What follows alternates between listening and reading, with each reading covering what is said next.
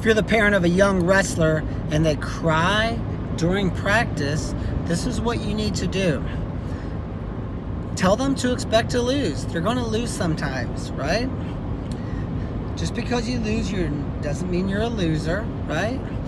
And you want to talk about these things before practice. Don't wait until, it's kind of like an asthma attack. You want to prevent it. So what we like to do is talk to our kids just during the week. Maybe you don't even practice till Thursday, and it might be Monday, and you pick them up from school, right? You might be going to get a snack or something at the gas station, and you say, hey, now remember here, Johnny, at practice Thursday, we're gonna try to stay calm. We're not gonna cry. We're gonna put you back with kids you can beat, but also you're probably gonna wrestle so-and-so, and you know, if you lose, it's okay, right? We're just trying to get better, okay? And they're like, okay, you know, you kind of gotta, it's like a fire, you're rehearsing this, right? That way, when it happens, they're prepared. You know, the Olympic Training Center, they used to have, they still do, situation cards. You write out certain situations that you might find yourself in some of the biggest matches of your life, and you write down how you're going to react, and you study your situation cards. That way, when it does happen, you've already been through it. Your brain doesn't know if you've worked this out in a real match or not, but you know, you've just studied. So that's number one. Number two, point out other athletes, you know, how gracious they are when they lose, right? A NASCAR driver, a baseball player that strikes out, you know. Say, see, looky there, John. He's not falling apart. He's not happy. You know, might throw his helmet a little bit, but you know, he's a pretty professional athlete when it comes to losing. We're all going to lose sometimes, right? Your goal is to never ever lose, but it's going to happen.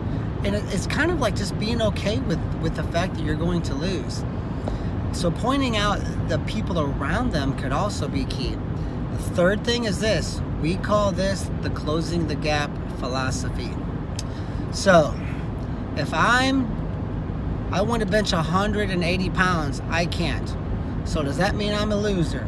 No, I can't do it. See, sometimes in wrestling, it's the dads and parents and coaches who have it all screwed up, because they'll say, you didn't want it bad enough. Like, well, what the hell's that? You know, yeah, I did. I see coaches yelling at kids for not wanting it bad enough, and I'm like, they wanted it bad, you just didn't teach them how to wrestle, coach, right? The kid had no clue how to clear a cross wrist. That, you know, he's a right-handed shooter, but he's in a left-footed stance. You know, your kid's reaching with his attack arm. He's not keeping his right pec over his right knee. How can you be in a great stance if you're, I mean, I could go on and on about all the errors, right? So sometimes the kid does want it bad, but he doesn't have the tools. Just like I don't have the tools to bench press 180 pounds. So it's not about wanting it bad, usually. I just don't have the skills in place. So I'm going to close the gap on that 180 pounds. I can only bench press 125, so my goal by Friday after next is to do 126 to gain 6 pounds. Maybe my goal is to bench press 128 pounds by this Friday. I mean, I'm closing the gap. So step 3 is you set realistic goals, right?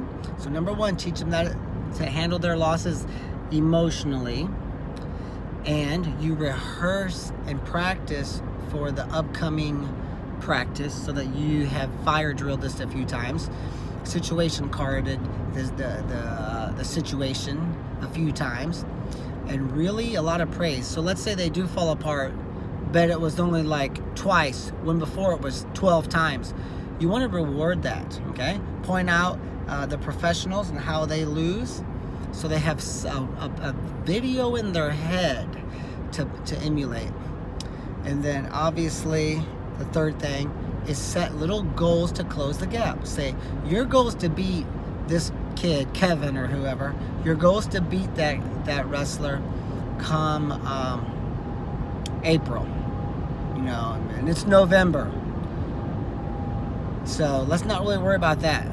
We're going to worry about don't get turned. My goal is not to get turned. So if I get beat 12-0, but I never got turned, see, now I have some confidence. I have something to be excited about, and parents have something to praise their kids on. See, we're trying to like figure this thing out and actually get better, right? Too often parents are like, well, they'll figure it out on his own. No, he won't, right? Your kids need tools, right? So setting goals, closing the gap is key, just like I'm closing the gap on bench pressing 180 pounds. So there's a 3-step process that'll help your kids if they cry at practice. Check us out at purlerwrestling.com. Please subscribe and hit the thumbs up button. If these videos are helping you, help me out as well.